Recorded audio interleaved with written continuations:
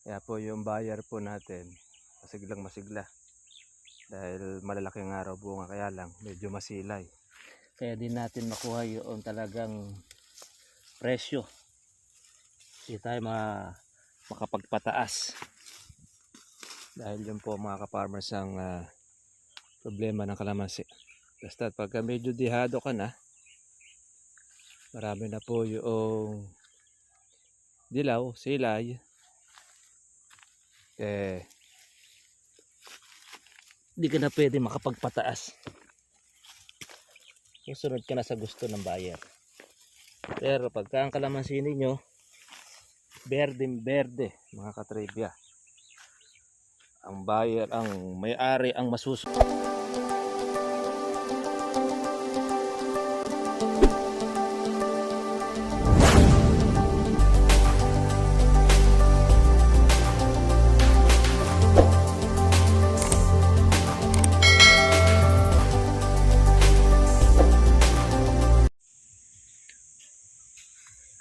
Good morning mga ka-farmers, mga katribya.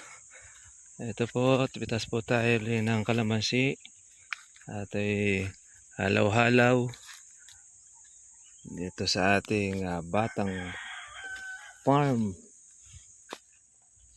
para po lumaki ang bunga. Kailangan natin siya ng makuha.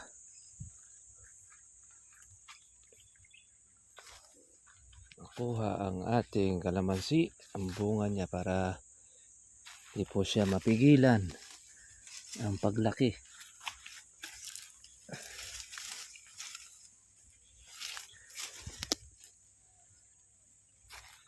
Sabay na rin natin ito ng pagtanggal ng baging.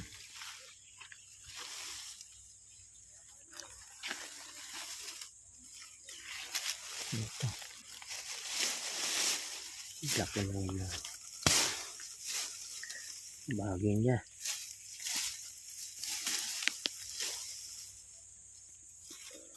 Ayan, kapal. Makapal.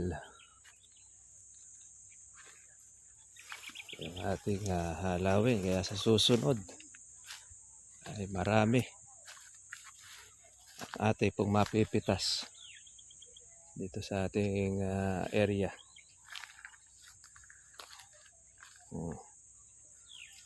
Hindi pa man ay nakalaylay na ang bunga niya, gaholin.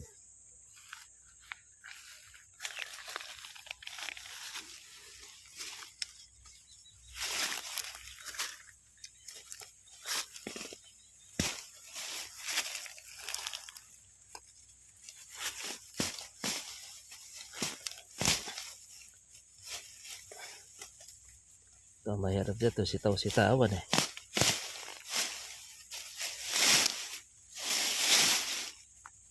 Kaya hindi mo nabunot yung ugat niyan eh. Matagal mamatay.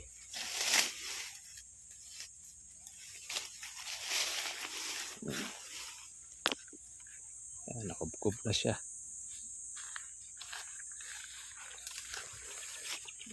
Malalaki yung kanyang ugat. Dami. Kakatuwa po mga ka-farmers po yung bunga natin, no?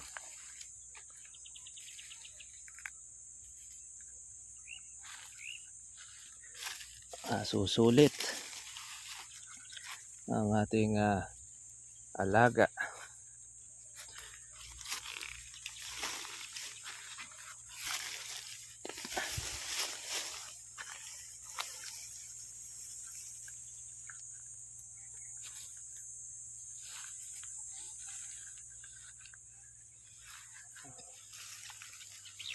Ang kapal. Bunot.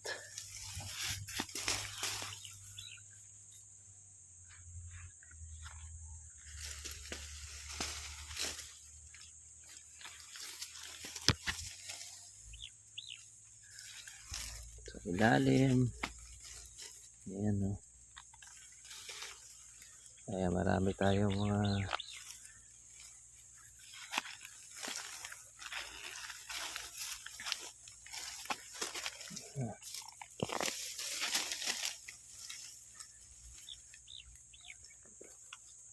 ihalang muna natin na malanta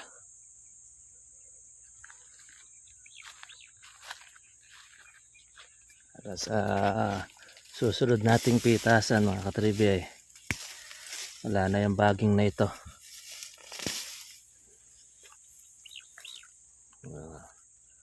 Lalaki ng bunga.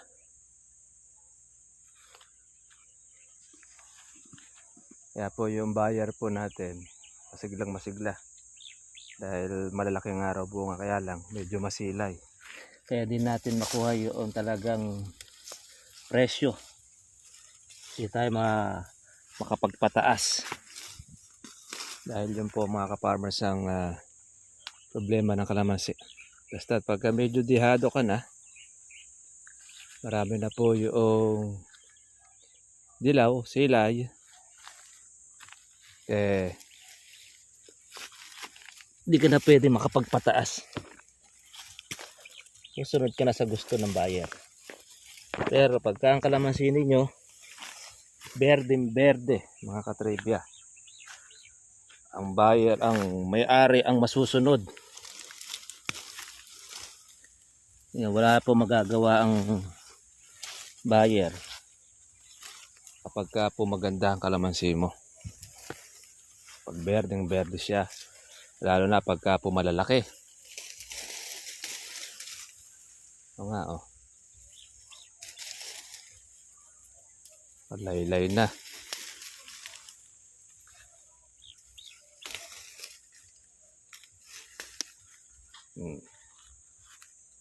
Hindi pa man mga ka-farmers ay maliliit Ayan na po ang klase. Magtutukod talaga ng mga sanga.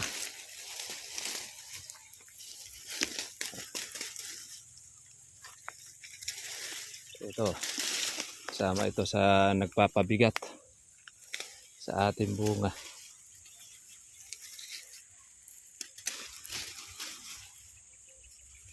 Ang ating baging.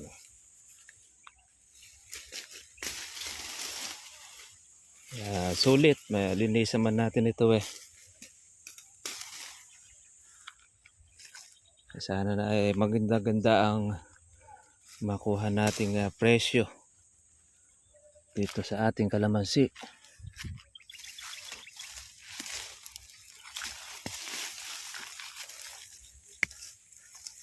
Ayan.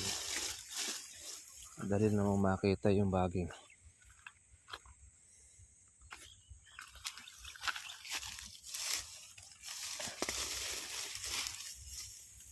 Hanggang sa loob puno ng bunga mga katribya.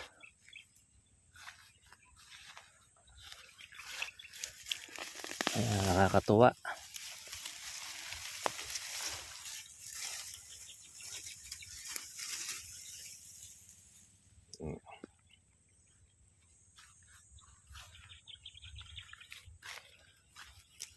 Kapal. Kaya doon po sa ating mga kasama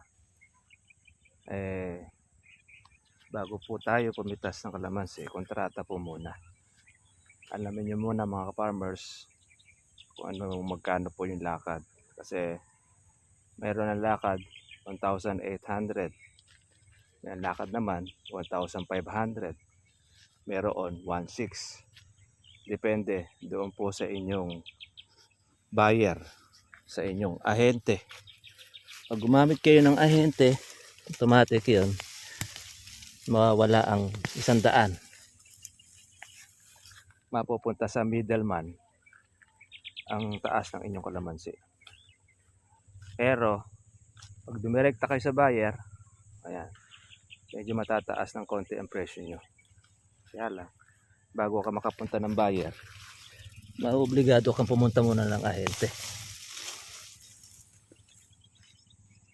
Iba naman, dumidirekta sa mismong pinakabagsakan.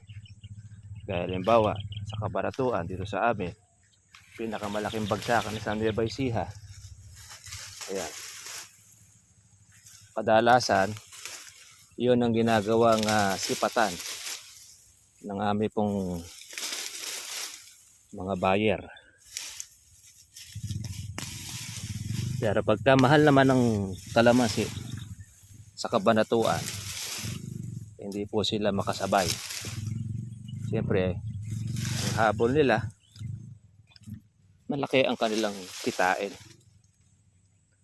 sa kanilang pagkuha ng kalamansi. Kaya kailangan niya pakiramdaman lang mga ka-farmers. Dapat wag po kayo magdidepende sa isa lang pong buyer or ahente.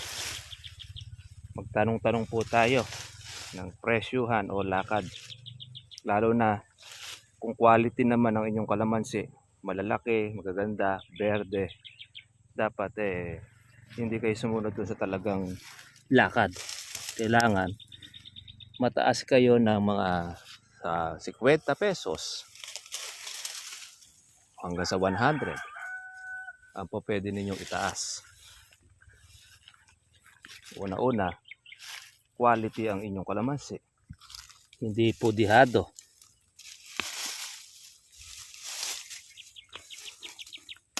Yun ang dapat na unang-una nating work out. Yan, no? Maraming bunga. Kaya mawawala ang stress mo Kung nakikita mo ang kalamansi na puno ng bunga hanggang sa dulo, hanggang sa loob, hanggang sa labas. Lalo na kung ma-che-chempohan ito mga ka-farmers po ng presyo, lalong mas masusulit ang ating pinuhunan, ang ating gastos.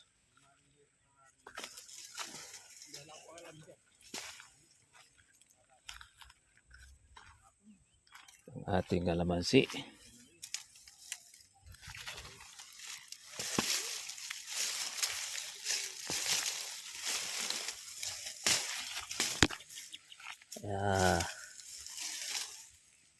Check tayo. Damo-damo. Tanggal ng baging.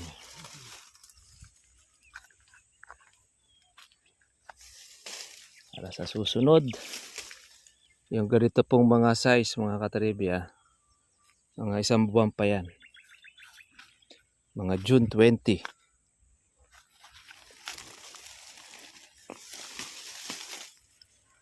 Pwede na natin siyang pahalawan na. Pakuha yung mga malalaki.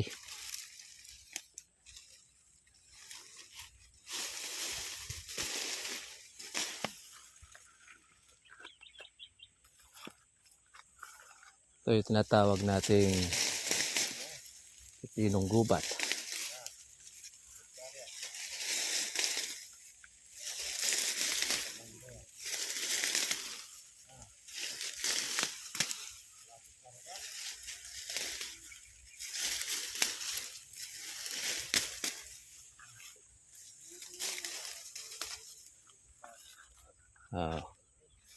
Lumapad na po ito mga farmers. Kalamansi natin. Dati ito mataas siya, pero ngayon lumabong na siya ng husto.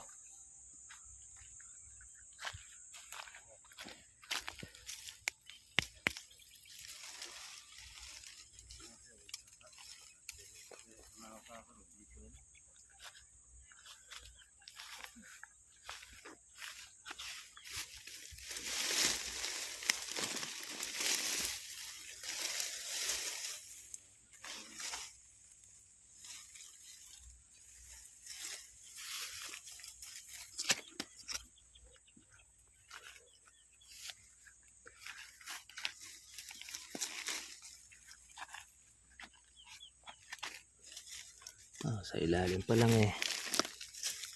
Bawi ka na. Nakakatribe ah. Sa kapal ng bunga.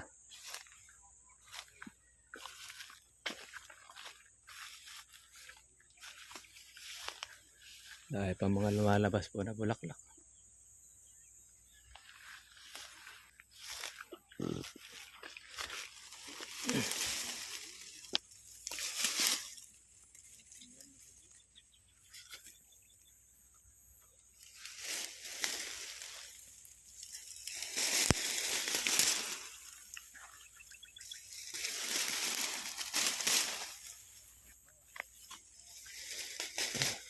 Dahan-dahan lang tayo para hindi masiklat.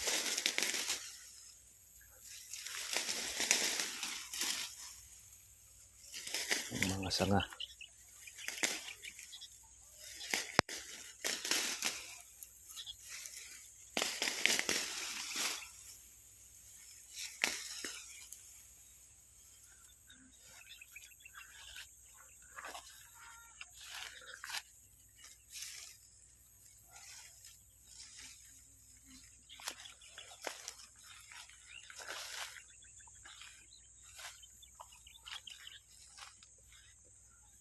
Laylay.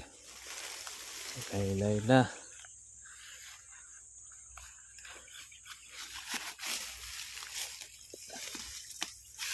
Laylay na ang bunga, mga katribya.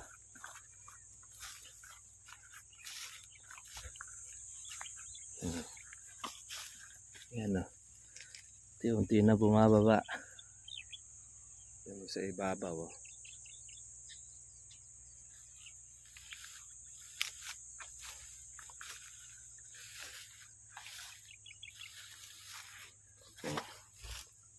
Grabe. Walang paglagyan. Kumpul-kumpulan oh. Tsaka yung dahon ng kalamansi. Ganyan po kalapad oh. Ito yung bunga ng ating organic. Iyang po ang ating kalamansi rito sa organic fertilizer.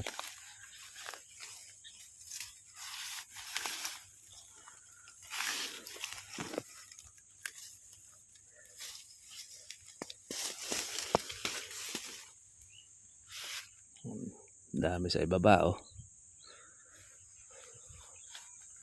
Kaya masisiyahan tayo mga ka-farmers.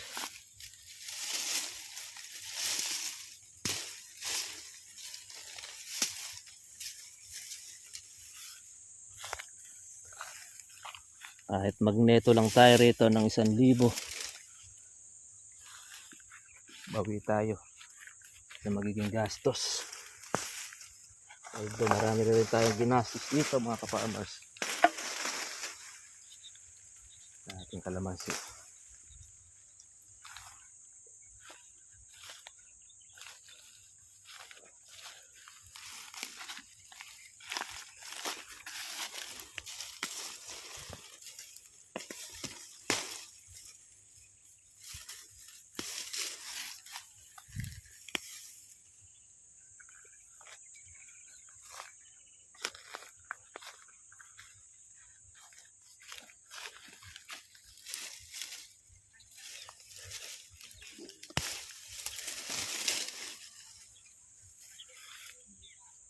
Laki lang ang baging.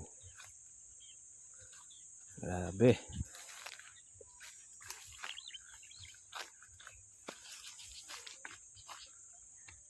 Ayan o. Lumulusot pa mga bulaklak.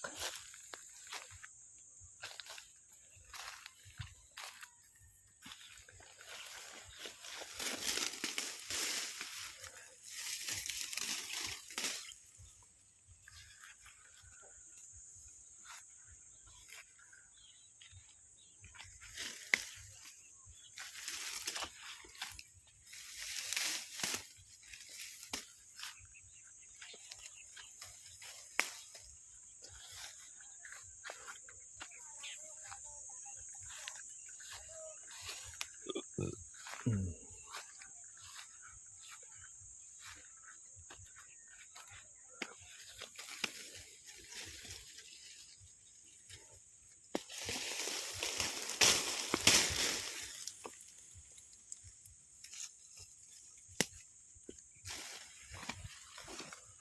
Putol.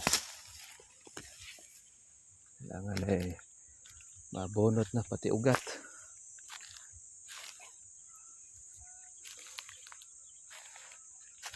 Ibig-ibig na magbalat chiko. Ito. Huwag tayong kalamanda rin.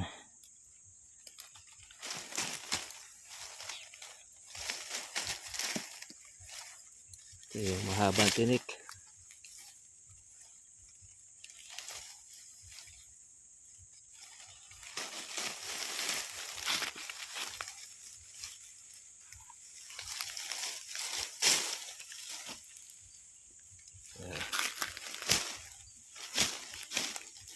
Ganyan na.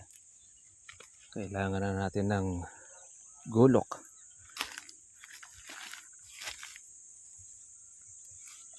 Para siya ay maputol.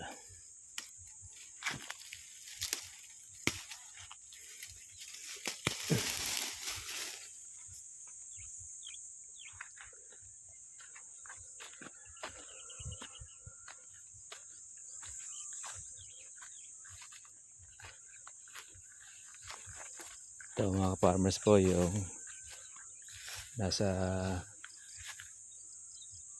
baba na mismo, mababang area. Pero marami rin pong nakarecover. Marami rin pong bungay iba. Ito yung mga hinulipan po natin. Sayang yan kasi pagka di natin tataniman. Tapos sa may parteng dulo na yon, paararo po natin yan. Para po at least ay pwede pang taniman ng kalamansi.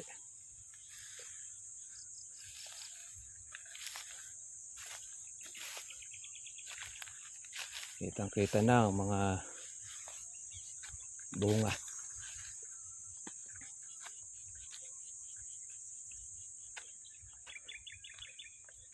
Iba talaga pag humataw ang mga batang kalamansi.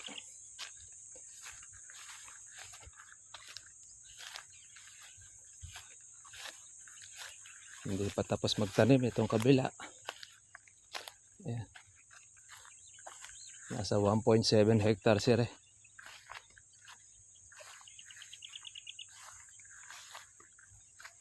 Pati papaya. Papaya, kalamansi ang nakapagitan. Alam niyo po ang disadvantage pagka papaya po ang ipinagitan ninyo o in-alternate sa kalamansi. Pag nagkaroon po ng bagyuhan, mga ka-farmers, pag nabuwal ang papaya, tatamaan ng kalamansi, madidisgrasya. Kaya magkakasangalan ang mga kalamansi, mga katribya. Kaya hindi po tayo nagpapayo na yun ang pwede nating i-alternate na tanim sa kalamansi natin.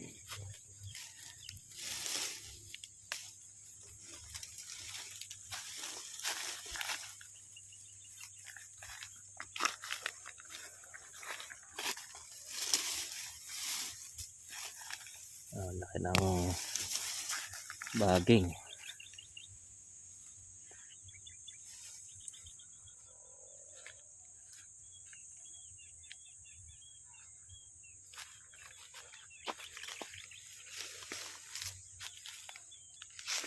Yan mga katribya, inaabot na po tayo ng ating ulan. Ay pinupuno na lang natin ito yung berde saka dalawang hinog. Ayan, naabot na po ng ulan ng mga ka-farmers. Ayan, tuwain mga kalamansi natin. Ulan na. Ayan, kalamansi juice.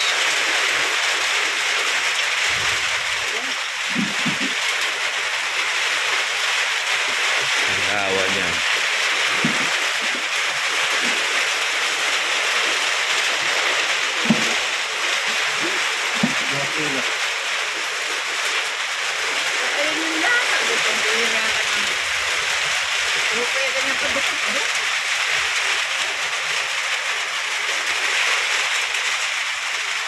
Ayan, masaya mga farmers pa yung mga kalamansi. Lagana, pang ulan.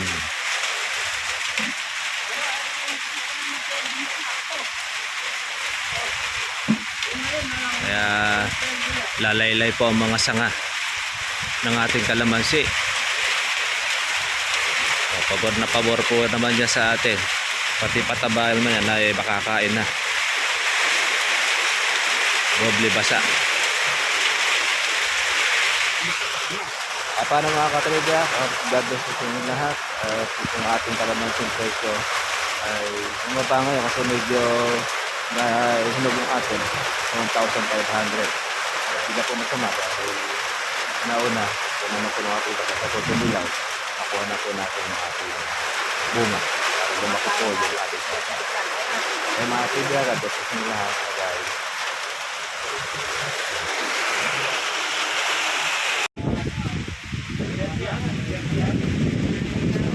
Mahangin,